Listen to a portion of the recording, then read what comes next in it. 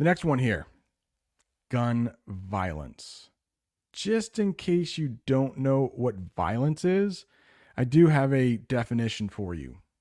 Gun violence, well, it involves a gun.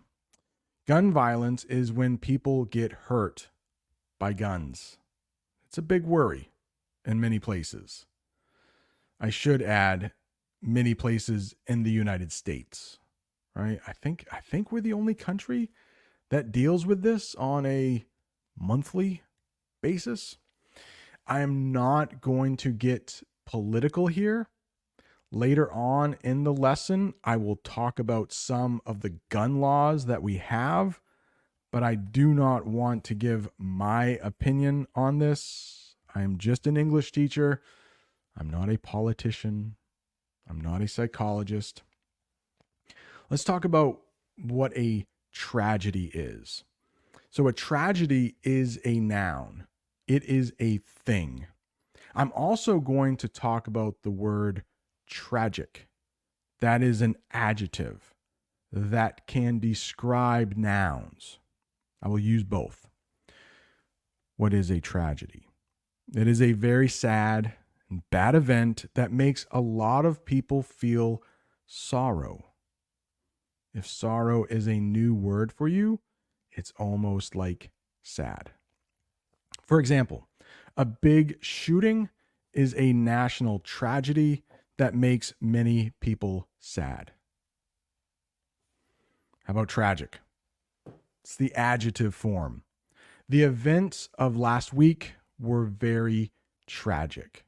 So tragic describes nouns. In that sentence, the event is the noun, and it's being described as tragic. Let's talk about victims. Victims. These are the people who get hurt in a violent event like a shooting. Now, I do want to add, we will talk about mental health a little later on. So, victims might also be just someone who witnesses the event. So, if somebody witnesses an event, they weren't killed, they weren't hurt, they just saw what happened. And so, sometimes victims can also be described as people who were there, people who experienced that tragic event. We'll talk about casualties a little bit later, and that will not involve people who just saw the event, who just witnessed the event. How about this sentence? The hospital is tending to the victims hurt in the fire. Tending. I have used that word on this channel before.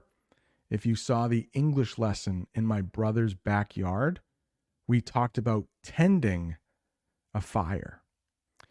And you might have a fire in a fireplace, and if you tend to it, you put more wood in. You make sure that fire keeps burning.